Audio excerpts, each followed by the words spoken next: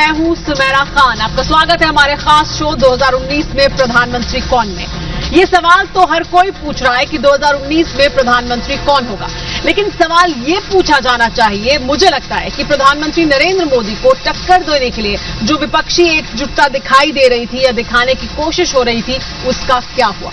महागठबंधन से तो पहले भी बहुत उम्मीद नहीं थी कि ये महागठबंधन हो पाएगा, लेकिन अब लगता यह है कि महागठबंधन पूरी तरह से फेल हो चुका है, क्योंकि कांग्रेस पार्टी जो ये सपना देख रही थी कि वो धुरी बन जाएगी इस महागठबंधन की, वो उसकी हालत खराब हो चुकी है। कांग्रेस पार्टी को सभी ने महागठबंधन में उसकी औकात दिखा दी है। कहा है कि आपको जितनी सीटें हम दे रहे हैं, जिस तरह से समझौता करना चाहते हैं वैसे करिए। कांग्रेस पार्टी की जो ये खराब हालत में, उसमें कांग्रेस पार्टी का जो ट्रम्प कार्ड था वो भी फिलहाल ब्लफ ही साबित हो रहा है। राहुल गांधी, अखिलेश और मायावती से परेशान होकर उन्होंने प्रियंका गांधी को मैदान में उतारा, ये सोचते हुए कि प्रियंका गांधी उनका ट्रम्प कार्ड साबित होंगी। लेकिन प्रियंका गांधी भी भैया राहुल की तरह ही फोटो वाली राजनीति कर रही हैं। वो खुद नाव पर सवार है, लेकिन कांग्रेस पार्टी की नैया डूब रही है।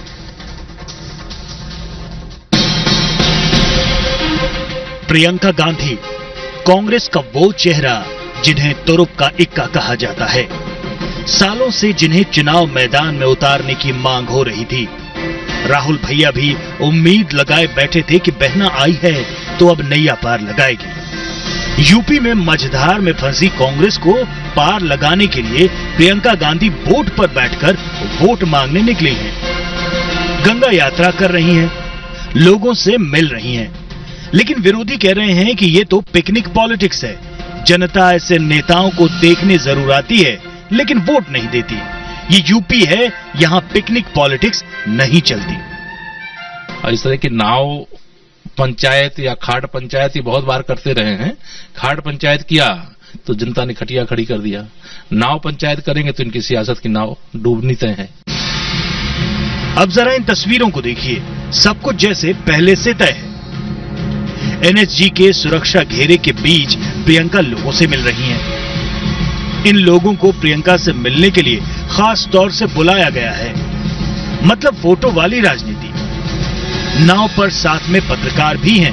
कैमरों की चकाचौंध के बीच प्रियंका लोगों से पूछती हैं, आपने मुझे कैसे पहचाना? इतनी दूर से कैसे पहचाना? और लोग कितने हैं खुद देख लीजिए। महज 4-5, मतलब एकदम फिल्मी अंदाज में प्रचार।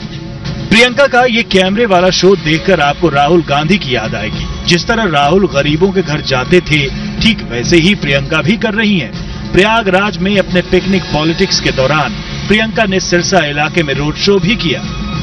कैमरों के बीच लोगों के साथ सड़क पर चलती दिखी। लोगों के घर भी गई, हाथ जोड़े, कुछ कहा और फिर आगे बढ़ गई मुस्कुराते हुए, ठीक वैसे ही जैसे भैया राहुल किया करते हैं। साथ चल रहे कैमरे इन तस्वीरों को कैद कर रहे हैं। अब जरा प्रयागराज की इन तस्वीरों को देखिए। सिरसा इलाके में रोड शो के दौरान प्रियंका जूस पी रही हैं। कांग्रेस समर्थक महिलाएं उन्हें अपने हाथ से जूस पिला रही हैं। लोग मुस्कुरा रहे हैं और प्रियंका भी मुस्कुराते हुए जूस पी रही हैं। प्रियंका का ये अंदाज भी भैया राहुल जैसा ही है।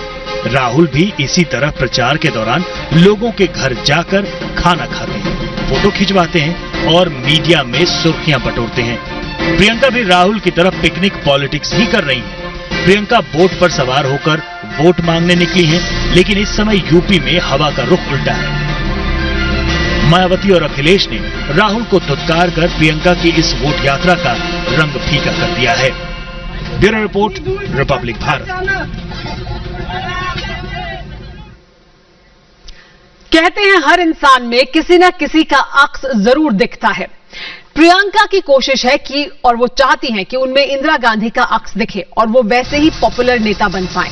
लेकिन मुझे लगता है कि प्रियंका गांधी ने वोट यात्रा के दौरान जो कुछ अब तक किया है, उसमें इंदिरा का नहीं, राहुल का अक्स दिख रहा है। ऐसे में मुझे ये लगता है कि वो राहुल की तरह सियासत में सवाल ही बनकर रह जाएंगी, क्योंकि राजनीति फुल टाइम प्रतिबद्धता मांगती है।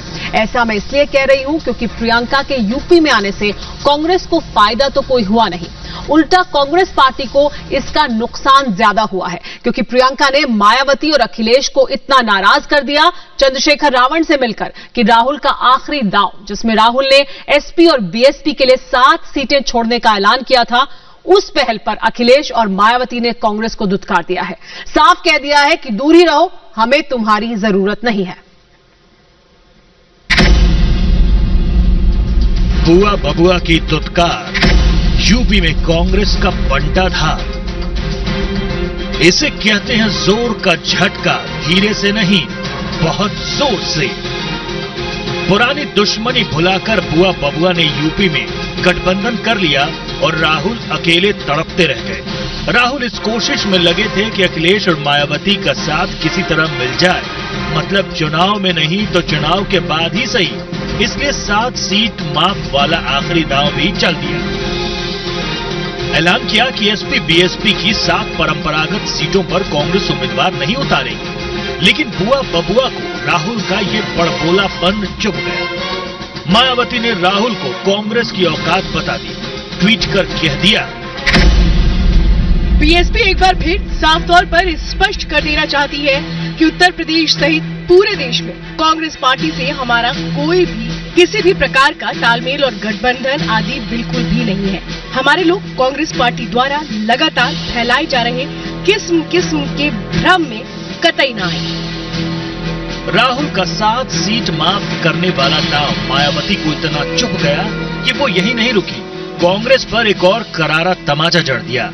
एक दूसरे ट्वीट में माया ने लिखा, कांग्रेस यूपी में भी पूरी तरह से स्वतंत्र है और वो यहाँ की सभी 80 सीटों पर अपने उम्मीदवार खड़ा करके अकेले चुनाव लड़े।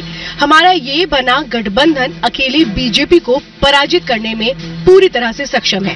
कांग्रेस जबरदस्ती यूपी में गठबंधन के लिए 7 सीटें छोड़ने की भ्रांति पैदा न करे। अब बुआ इतने गुस्से में है तो बबुआ भला कैसे चुप रह सकते हैं। मायावती ने तो दुत्कारा ही। पुराने दोस्त और यूपी के लड़के अखिलेश ने भी मरहम की जगह राहुल के घाव पर नमक मल दिया। अखिलेश यादव ने ट्विटर पर लिखा, उत्तर प्रदेश में एसपी बीएसपी आरएलडी का गठबंधन भाजपा को हराने में सक्षम है। कांग्रेस पार्टी किसी तरह का कंफ्यूजन न पैदा करे। ये कांग्रेस की भविष्य की रणनीति थी। राहुल गांधी चुनाव के बाद गठबंधन की उम्मीद में बैठे थे।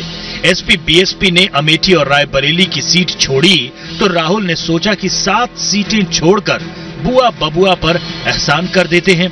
इससे वोटरों के बीच कांग्रेस की दरियादिली वाली अच्छी छवि भी बन जाएगी। लेकिन दांव उल्टा पड़ गया।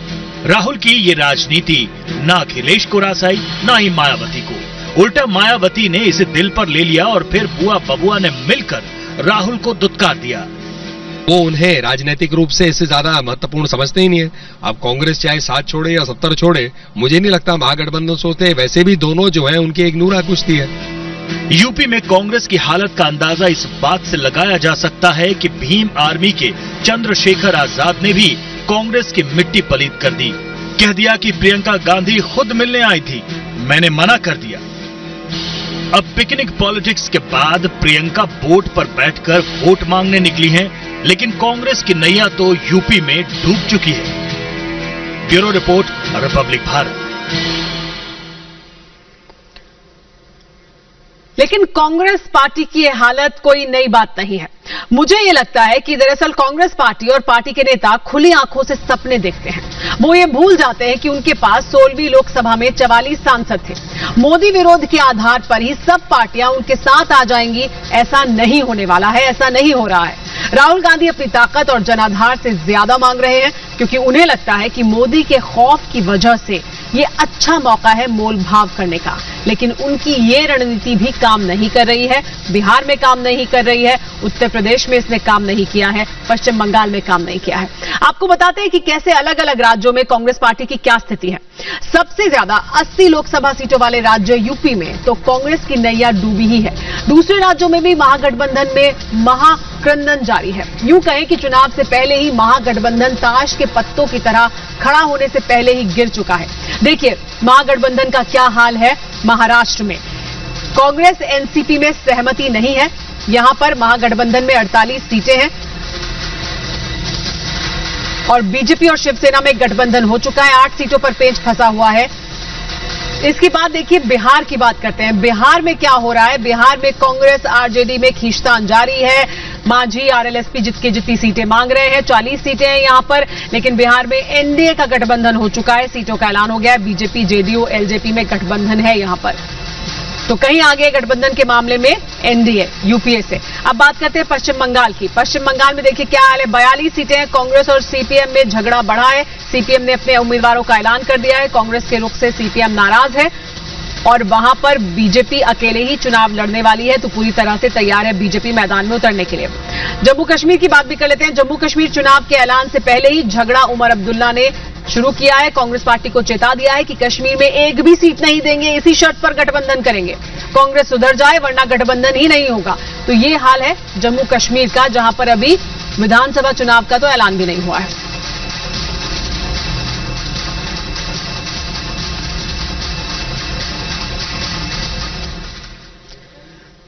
तो एक तरफ कांग्रेस की नैया डूब रही है और दूसरी तरफ राहुल और कांग्रेस के नेता मोदी पर हमला कर अपने ही पैरों पर कुल्हाड़ी मार रहे हैं।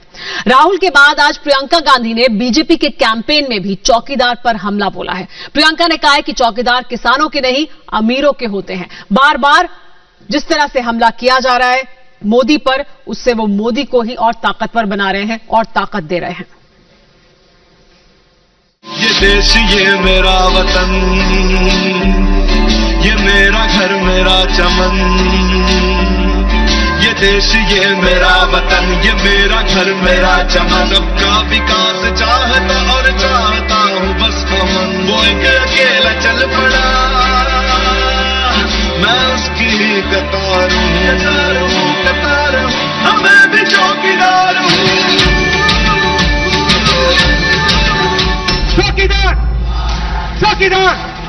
कांग्रेस के ही तीर से कांग्रेस का शिकार, राहुल के जुमले से राहुल पर प्रहार। चौकीदार चोर नहीं, अब मैं भी चौकीदार। आप आश्वस्त रहिए, आपका ये चौकीदार पूरी तरह से चौकन्ना है। बीजेपी का कैंपेन मैं भी चौकीदार सुपरहिट हो चुका है। 2 दिन पहले खुद प्रधानमंत्री मोदी ने इसे जारी किया और 24 घंटे के भीतर मैं भी चौकीदार सोशल मीडिया पर छा गया। ये मेरा घर, मेरा चमन, ये देश, ये मेरा वतन, ये मेरा घर, मेरा चमन। अब का विकास चाहता और चाहता हूँ बस अमन। ये मोदी का स्टाइल है, दुश्मन के तीर से ही दुश्मन का शिकार करना, विरोधियों के फेंके पत्थरों से सीढ़ी बनाकर आगे बढ़ जाना, आरोप लगाने वालों को आईना दिखाना। राहुल का चौकीदार चोर है वाला जुमला कांग्रेस पर भारी पड़ गया है।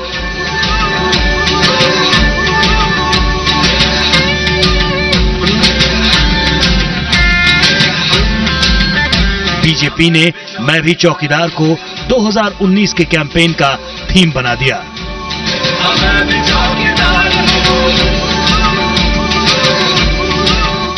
लेकिन कांग्रेस अभी होश में नहीं आई है।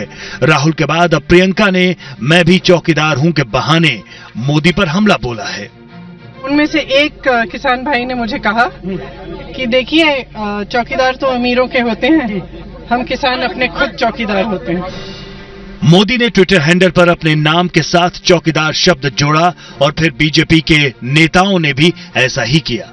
मोदी का यह अंदाज समर्थकों को इतना भाया कि समर्थकों ने भी सोशल मीडिया पर अपने नाम के साथ चौकीदार शब्द जोड़ लिया। राहुल ने चौकीदार को चोर बोला। अब राहुल के जुमले को ही गोला बनाकर मोदी ने राहुल पर दाग दिया है। अपने ही तीर का शिकार बने राहुल को अब समझ में नहीं आ रहा कि कैसे जवाब दें। बौखलाहट में कांग्रेस के नेता मैं भी चौकीदार हूं कैंपेन पर हमला कर रहे हैं और इससे कैंपेन और हिट हो रहा है। Bureau report, Republic Bharat. वो क्या मुझे बहकाएंगे, झूठ के कपाल पे मैं सत्य का प्रहार हूं। मुझे लगता है कि इतिहास गवाह है अभी तक, जब तक जो चुनाव हमने देखे हैं नरेंद्र मोदी के, उसमें नरेंद्र मोदी पर जब जब निजी हमला हुआ है, जब जब उनको निशाने पर लिया गया है, उन्हें उसका फायदा ही हुआ है। क्योंकि नरेंद्र मोदी लोगों को यह बताने में बखूबी सक्षम हैं, जिसमें वो लोगों को ये बता पाते हैं कि वो एक आम आदमी हैं, एक चाय वाले थे और प्रधानमंत्री बने हैं देश के, और उन पर अगर कोई हमला कर रहा है तो वो इस वजह से कर रहा है क्योंकि उन्हें ये बर्दाश्त नहीं है कि एक चाय वाला देश का प्रधानमंत्री बन गया है। प्रियंका गांधी ने अब ये गलती की है, उन्होंने एक बार फिर चौकीदार पर निशाना साधा है। कांग्रेस पार्टी ये गलती कर रही है और अब कांग्रेस पार्टी के विदर्भ के विधायक ने जिस तरह की भाषा का इस्तेमाल किया है नरेंद्र मोदी के लिए, वो तो सबसे बड़ी गलती है।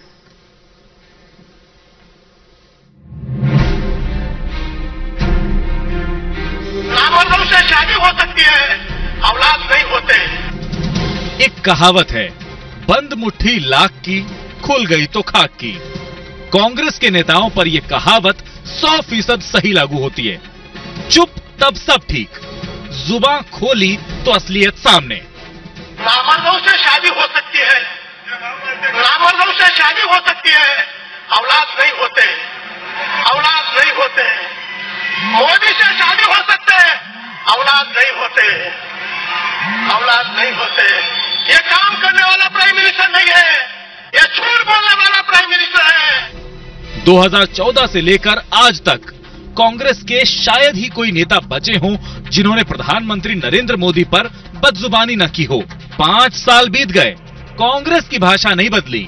जो कांग्रेस पार्टी देश की सबसे पुरानी पार्टी होने का दावा करती है, जिस पार्टी ने देश को 8 प्रधानमंत्री दिए, क्या वहां देश के प्रधानमंत्री के खिलाफ ऐसी भाषा की आजादी है? तो ये तो बहुत बड़ी गलती है ही, लेकिन कश्मीर में जो राजनीतिक पार्टियां हैं वो किस तरह की बयानबाजी कर रही हैं सेना को लेकर, और वो क्यों बड़ी गलती है, ये मैं आपको बताऊंगी आगे।